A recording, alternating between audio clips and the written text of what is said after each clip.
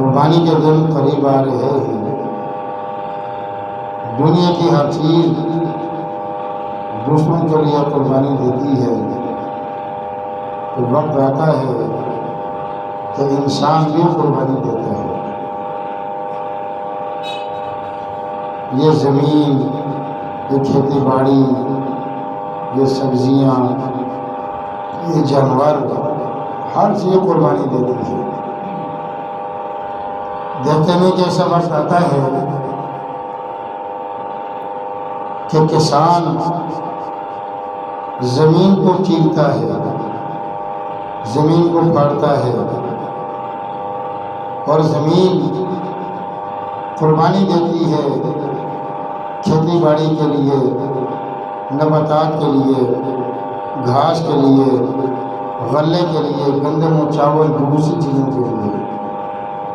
یہ زمین نے قربانی دی ہے، اور زمین سے جتنی بھی قربانی لو، زمین انکار نہیں کرتی۔ پھر ایسا وقت آ جاتا ہے کہ زمین نے جس کے لیے قربانی دی تھی، غلہ، نباتات، گھاس وغیرہ، سبزیاں، ان کے قربانی کے وقت آ جاتا ہے، تو ایسا وقت آتا ہے کہ غلہ، نباتات، گھاس، چارہ، پھل پھول، باغات یہ نوجوان ہو جاتے ہیں، تو انسان پھر غلے کی قربانی لیتا ہے، چارے کی قربانی لیتا ہے، غلے کی کٹائی ہو جاتی ہے، گندم، چاول، مونجی کی کٹائی ہو جاتی ہے، چاروں کی کٹائی ہو جاتی ہے، پھر اس کو انسان اور جاندار کھاتے ہیں۔ گویا کہ زمین نے قربانی دی ہے سبزیوں کے لیے، اور سبزیوں نے قربانی دی ہے جانوروں کے لیے، اور ایسا وقت آ جاتا ہے کہ پھر جانور بھی قربانی دیتا ہے۔ سال کے 12 مہینے ہزاروں نہیں لاکھوں جانور قربان ہوتے ہیں، لیکن کوئی بھی جانور جنت میں نہیں جائے گا۔ یہ جو قربانی کے دنوں میں جانور کام آتے ہیں، اللہ تعالیٰ کے راستے میں ان کو ذبح کیا جاتا ہے، یہ جانور جنتی جانور ہیں۔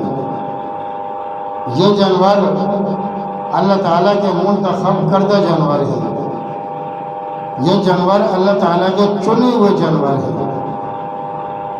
جیسے انسان اپنی مرضی کے پھل فروٹ چنتا ہے اور ان کو اٹھاتا ہے، اور بیچنے والے کو اس کی مرضی کی قیمت ادا کرتا ہے، اور پھر اپنی مرضی کے پھل اٹھا لیتا ہے، بالکل اسی طرح اللہ رب العزت نے ان جانوروں کو چنا ہوا ہے، ان جانوروں کو منتخب کیا ہوا ہے۔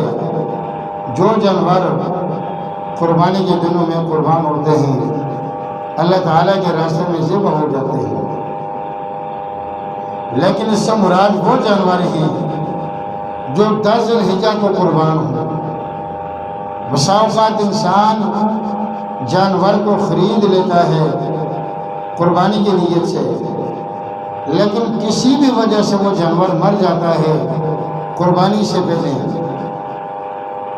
یا جانور کو بیماری یا کسی وجہ سے ذبح کیا جاتا ہے قربانی سے پہلے، تو اس جانور کی وہ فضیلت نہیں ہے جو فضیلت ان جانوروں کی ہے جو قربانی کے دنوں میں اللہ تعالیٰ کے راستے میں ذبح ہوتے ہیں۔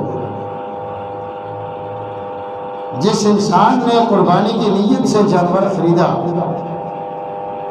اس کو اس کی نیت کا پورا اجر عطا کیا جائے گا، پورا ثواب عطا کیا جائے گا، کیونکہ نبی علیہ السلام کا ارشاد ہے، انما الاعمال بالنیات، اعمال کا دار و مدار نیتوں پر ہے، اور نبی پاک صلی اللہ علیہ وسلم کا ارشاد ہے، نیت المؤمن خیر من عمل، انسان کی نیت اس کے عمل سے بڑھ کر ہے۔ اب جو انسان نیت کرے گا، اللہ رب العزت اس انسان کو اس کی نیت کے مطابق اس کو اجر عطا فرمائیں گے۔ ابو ہریرہ رضی اللہ تعالیٰ عنہ فرماتے ہیں کہ نبی کریم صلی اللہ تعالیٰ علیہ وآلہ وصحابہ وسلم نے ارشاد فرمایا، بنی اسرائیل کے اندر ایک شخص تھا، وہاں پر بہت زیادہ کارسالی ہو گئی، لوگ بھوکے پیاسے مرنے لگے، حتیٰ کہ لوگوں نے سبزیوں کو اور گھاس کو اور دیگر جانوروں کو کھانا شروع کر دیا۔ اتنی زیادہ کارسالی، بھوک و پیاس نے لوگوں کو نڈھال کیا۔ تو یہ بندہ راستے میں چل رہا تھا، اس نے راستے میں دیکھا کہ ریت کا بہت بڑا ٹیلا ہے، بہت بھاری ٹیلا ہے۔ اس کے دل کے اندر یہ بات آئی اور زبان سے یہ کہہ دیا ہے، کاش یہ جو ریت کا ٹیلا ہے، اگر اس کے برابر میرے پاس غلہ ہوتا، میرے پاس آٹا ہوتا، میرے پاس غذا خوراک کا ذخیرہ ہوتا، تو یہ جو انسان بھوکے پیاسے مر رہے ہیں، میں سارا کا سارا غلہ اللہ تعالیٰ کے راستے میں فری ان کو تقسیم کر دیتا ہے۔ حالانکہ اس نے تقسیم نہیں کیا، صرف اس نے ایک نیت کی ہے، ایک ارادہ کیا ہے۔ حدیث پاک کا مفہوم ہے کہ اللہ پاک نے وقت کے پیغمبر پر وحی نازل کی، وقت کے رسول پر وحی نازل کی کہ میرے نبی جا کر اس کو بتا دو، ہم نے تمہارے نامہ اعمال کے اندر اتنا غلہ خرچ کرنے کا اجر و ثواب لکھ دیا ہے۔ تو بات یہ ہے، یو پی ایس چل رہا ہے، اس کو بند کر دیں، یہاں کیا آ جائے۔ تو بات یہ ہے کہ نیت کا اعتبار ہے۔ ایک انسان اتنا بڑا جانور خرید لیتا ہے، لیکن اس کے ارادے، اس کی نیت نمود کی ہے، نمائش کی ہے، ریا کی ہے، دکھلاوے کی ہے، صحیح نیت نہیں ہے، تو لاکھوں کا جانور لے لے، بڑے سے بڑا اونٹ لے لے، 1 روپیہ خرچ کرنے کا اجر نہیں ملے گا۔ بخاری شریف کی روایت ہے کہ قیامت کے دن اللہ تعالیٰ چند لوگوں کو اپنے سامنے بلائیں گے، ان میں سے ایک مالدار بھی ہوگا۔ تو اللہ تعالیٰ مالدار سے پوچھیں گے کہ میرے بندے، میں نے تمہیں مال عطا کیا، میں نے تمہیں دولت عطا کی تھی، بتاؤ تم نے دولت سے کیا کام کیا؟ تو وہ بندہ کہے کہ باری تعالیٰ، آپ کے راستے میں جہاں بھی خرچ کرنے کا موقع تھا، میں نے دل کھول کر خرچ کیا، غریبوں پر، فقیروں پر، مسکینوں پر، بیواؤں پر، یتیماں پر، سفید پوش لوگوں پر، مدرسوں میں، مسجدوں میں بڑا میں نے خرچ کیا۔ اب اللہ تعالیٰ کو دلوں کے راز جاننے والے ہیں، ذہن کے خیالات کو جانتے ہیں، انسان کی نیت کو، ارادوں کو اللہ تعالیٰ جانتے ہیں۔ اللہ تعالیٰ فرمائے کہ تو جھوٹ بولتا ہے، تو نے مال اس لیے خرچ کیا کہ تاکہ لوگ تمہیں جواد کہیں، لوگ تمہیں سخی کہیں، لوگوں میں تم یہ مشہور ہو جاؤ کہ فلاں بندہ غریبوں کو بڑا خیال کرنے والا ہے۔ تمہاری نیت یہ تھی، وہ تو لوگوں نے کہہ دیا، جو نیت تھی وہ تو تمہاری پوری ہو گئی، یہاں کے لیے کیا لائے ہو؟ حدیث پاک کے اندر آتا ہے، اونڈے منہ گھسیٹ کر اس کو جہنم میں ڈال دیا جائے گا۔ تو ایک بندہ خرچ بھی کرے، اس کا اجر بھی نہ ملے، اور الٹا اس کو گناہ ہو، بتائیے اتنی محنت مشقت اٹھانے کا کیا فائدہ؟ نیت کو ٹھیک کر لیا، چھوٹا کام ہو، نیت اس کی ٹھیک ہو۔ حدیث پاک کے اندر بڑا پیارا واقعہ آتا ہے کہ نبی کریم صلی اللہ علیہ وسلم نے چندے کا اعلان کیا، لوگوں نے اپنے اپنی توفیق کے مطابق اپنی اپنی استطاعت کے مطابق چندہ جمع کیا۔ تو ایک غریب سے ہاتھی تھا، اس کے پاس خرچ کرنے کو کچھ بھی نہیں تھا۔ اس نے جا کر یہودی مالدار تھا، اس سے بات چیت کی کہ میں تمہارے باغ کے اندر مزدوری کروں گا، محنت کروں گا، اور شام کو تم نے مجھے اس کے بدلے میں کچھ دے دینا۔ ان دنوں زیادہ کھجوریں چلتی تھی۔ یہودی نے کہا ٹھیک ہے۔ اب اس نے پورا دن محنت کی، مزدوری کی یہودی کے باغ کے اندر۔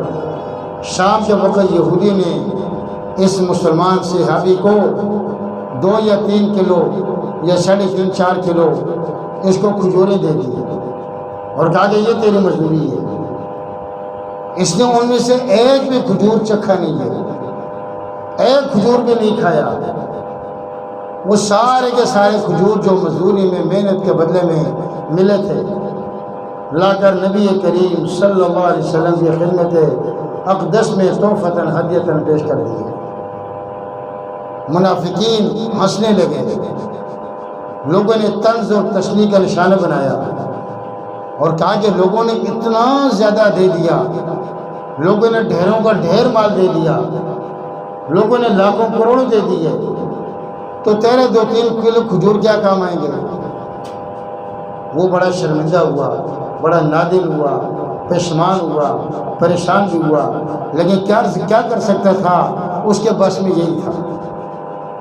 وہ محنت مزدوری کر کے اللہ کے راستے میں اتنی خرچ کر سکتا تھا۔ نبی علیہ السلام کو پتہ چلا کہ لوگوں نے اس کو طنز و تشنیع کا نشانہ بنایا ہے۔ نبی علیہ السلام نے اس کے ہاتھوں سے کھجوروں کو لیا اور لے کر وہ جو ڈھیر تھا اس کے اوپر سارے کھجور بکھیر دیے اور فرمایا اس مزدوری کرنے والے کو ڈھیر پر خرچ کرنے والے سے زیادہ اللہ پاک اجر عطا کیا۔ کیوں؟ اس کی نیت ٹھیک تھی، اس کا اجر مل جائے گا۔ قربانی کے دنوں میں بعض لوگ بکرا خریدتے ہیں، چھوٹے جانور خریدتے ہیں، حالانکہ بڑا جانور خرید سکتے ہیں، بڑے جانور کے اندر حصہ ڈال سکتے ہیں، لیکن ان سے بات چیت کی جاتی ہے کہ بھائی آپ نے کیوں بکرا یا چھوٹا جانور خریدا؟ تو نیت یہ ہوتی ہے کہ جی بچے ذرا کھیل جاتے ہیں جانوروں سے، بچے انجوائے کر لیتے ہیں، بچوں کی بڑی ضد تھی، تو بھائی بچے تو راضی ہو جائیں گے لیکن اللہ راضی نہیں ہوگا، اللہ راضی نہیں ہوگا۔ آپ نے یہی بکرا خریدنا تھا تو آپ یہ نیت کر لے اللہ کے رضا کے لیے میں خرید رہا ہوں، باقی بچے بھی کھیل جائیں گے، اب دونوں کام ہو جاتے ہیں۔ ہاں جی، ایک اللہ کے ولی کسی کے گھر چلے گئے بطور مہمان کے، اور وہاں پر دیکھا کہ صاحب مکان نے ہوا آنے کے لیے، روشنی سورج کی دھوپ آنے کے لیے روشن دان اور کھڑکی بنائے ہوئے ہیں۔ تو انہوں نے پوچھا کہ بھائی تم نے یہ کھڑکیاں، یہ روشن دان کیوں بنائے؟ صاحب خانے نے جواب دیا کہ تاکہ باہر سے روشنی آ سکے، دھوپ آ سکے، ہوا ٹھنڈی آ سکے اور اندر کی حبس و گرمی باہر جا سکے۔ اللہ والے نے فرمایا کہ یہ تو ویسے بھی یہ سلسلہ کو مل ہی جاتا، کاش مکان بناتے ہوئے تم یہ نیت کر لیتے کہ مسجد میں اذان ہوگی تو اس کھڑکی روشن دان سے اذان کی آواز اندر آئے گی، میں اذان کی آواز سن کر نماز کی پابندی کروں گا، میرے گھر والے نماز پڑھیں گے تو مجھے نماز کا اجر مل جائے گا۔ اگر یہ نیت کر لیتے تو روشنی بھی آ جاتی، دھوپ بھی آ جاتی، ٹھنڈی ہوا بھی آ جاتی، اور لیکن آپ کو قیامت تک کے لیے مکان بنے رہتا، آپ کو آپ کی قبر میں پورا اجر و ثواب ملتا رہتا۔ تھوڑی سی نیت کی تبدیلی ہے۔ کتابوں میں بڑی پیاری بات لکھی ہے کہ یہ امت اعمال سے کبھی برباد نہیں ہوگی، یہ امت برباد ہوگی نیت کی کمی کی بنا پر اور نیت کی خرابی کی بنا پر۔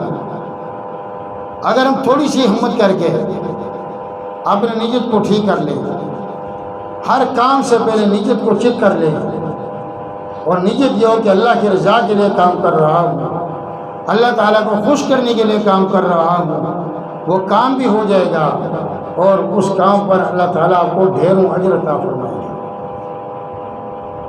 تو قربانی کرنے سے پہلے انسان اپنی نیت کو ٹھیک کر لے۔ اگر قربانی واجب ہو شرعی اعتبار سے تو انسان قربانی کرے۔ کیوں کہ اگر شرعی اعتبار سے قربانی واجب ہو اور بندہ قربانی نہ کرے، پکے چلا لو دونوں پیچھے والے،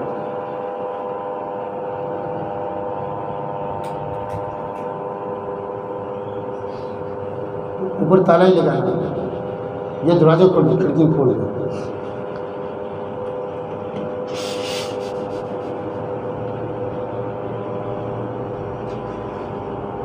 اگر قربانی شرعاً واجب ہو اور مسلمان قربانی نہ کرے، مثلا قربانی کے 3 دنوں میں اس کی ملکیت میں سونا موجود ہے، چاندی موجود ہے، 52.5 تولہ چاندی کا جو نصاب بنتا ہے تقریباً 51-52 ہزار روپیہ بنتا ہے، وہ موجود ہے اس کے پاس، لیکن وہ قربانی نہیں کرتا، وہ بہانے بناتا ہے کہ شادی کا بہانہ، مکان کی قسطیں، گاڑی کی قسطیں، فلاں کے فیسی، یوں چھوٹے موٹے بہانے بنا کر قربانی نہیں کرتا۔ نبی پاک صلی اللہ علیہ وسلم کا ارشاد ہے فَلَا يَقْرِبَنَّ مَسَاجِدَنَا مُصَلَّانَا، کہ جس بندے پر قربانی واجب ہو اور وہ قربانی نہیں کرتا، فرمایا عید والے دن وہ مسلمانوں کے ساتھ مل کر مسلمانوں کی عیدگاہ اور مسلمانوں کی مسجد کے قریب بھی نہ آئے۔ قریب کا کیا مطلب ہے؟ جہاں مسلمان اپنی گاڑی کھڑی کر کے، موٹر سائیکل کھڑی کر کے نماز عید ادا کرتے ہیں، یہ بدبخت وہاں بھی نہ بھٹکے، وہاں بھی نہ آئے تو کہاں پر جائے؟ فرمایا چرچ میں جائے، گرجا گھر میں چلے جائے، گردوارے میں چلے جائے، کسی غیر مسلموں کی عبادت گاہ میں جائے، مسلمانوں کی عبادت گاہ میں کبھی بھی نہ آئے۔ قربانی واجب ہے، قربانی کیوں نہیں کی؟ باقی کے سارے گھر والے گوشت نہیں کھاتے، معاف کیجئے گا، یہ قربانی گوشت کھانے کی نہیں ہے، یہ عید گوشت کھانے کی عید نہیں ہے میرے بھائی، یہ عید خون بہانے کی عید ہے۔ ماں قربان کر دو، قربانی کر دو، خون بہا دو، کہیں حصہ ڈال دو۔ اگر گوشت بچے نہیں کھاتے تو کوئی بات نہیں، سارا کا سارا گوشت اللہ تعالیٰ کے راستے میں فقیروں کو تقسیم کر دو، اللہ کے راستے میں بہا دو یہ قربانی۔ حدیث پاک میں آتا ہے کہ چند قطرے انسان کو جہنم کی آگ سے اور عذاب قبر سے قبر کے اندر بچا دیتے ہیں۔ نمبر 1، اسلامی مملکت کے تحفظ کے لیے، اسلامی ملک کی حفاظت کے لیے، ملک کی سرحدوں پر کھڑے ہو کر جو ملک کی چوکیداری کرتا ہے، حفاظت کرتا ہے تاکہ مسلمان سکون سے زندگی گزار سکیں۔ اگر کفار اس پر گولی چلا کر اس کو شہید کر دیتے ہیں، اس کا وہ قطرہ زمین پر گرتا ہے، اس سے پہلے اللہ کے راستے میں یہ قبول ہو جاتا ہے۔ نمبر 2، انسان اپنے گناہوں پر روتا ہے اور اتنا باریک قطرہ آنسوؤں کا اس کی آنکھوں سے نکلتا ہے کہ وہ قطرہ زمین پر گرنے بھی نہیں پڑتا، اس سے پہلے اللہ تعالیٰ کے راستے میں یہ بندہ قبول ہو جاتا ہے، اللہ تعالیٰ اس کے گناہوں کو معاف کر دیتے ہیں۔ اور نمبر 3، یہ انسان قربانی کرتا ہے تو قربانی کرنے کا وہ خون ابھی تک زمین پر بھی نہیں پہنچتا کہ زمین پر پہنچنے سے پہلے اللہ تعالیٰ کے راستے میں اس کی قربانی قبول ہو جاتی ہے۔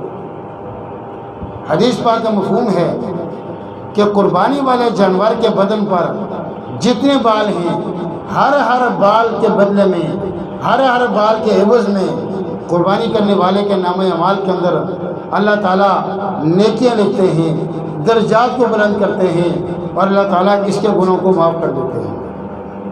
ڈھیروں نیکیاں مل رہی ہیں، ڈھیروں کے ڈھیروں اجر مل رہے ہیں۔ علماء نے اس حدیث کی تشریح کے اندر بڑی پیاری بات لکھی ہے، خصوصاً حضرت تھانوی رحمۃ اللہ علیہ نے لکھا ہے کہ اندازہ لگاؤ صبح سے لے کے شام تک سارے گھر والے سارے خاندان والے بیٹھ کر اس جانور کے بدن کے بالوں کو گنے تو گن نہیں سکتے، لیکن اگر قربانی کریں گے تو ہر ایک کو کتنا زیادہ اجر ملے گا، اور قیامت کے دن انسان ایک ایک نیکی کو ترسے گا، ایک ایک نیکی کو ترسے گا۔ اور بھائی اب قربانی ہو گئی تو بعض لوگ جہالت کی بنا پر یہ کہتے ہیں کہ یہ آج ہمارا روزہ ہے، تو عید والے دن روزہ رکھنا یہ تو شیطان کا کام ہے۔ آپ تو مسلمان ہو، مسلمان کب سے شیطان ہوا؟ آپ نے تو نماز عید پڑھی ہے، اس کے بعد اللہ کے راستے میں قربانی دی ہے، تو شیطان کب سے بنے؟ عید والے دن روزہ رکھنا شیطان کا کام ہے۔ ہمارے دین نے ہمیں روکا ہے، ہم سال میں 4-5 روزہ نہیں رکھ سکتے، ایک روزہ تو چھوٹی عید کا ہے اور 4 روزے بڑی عید کے ہیں۔ ایام تشریق کے روزہ آپ نہیں رکھ سکتے، یہ شیطان کا کام ہے۔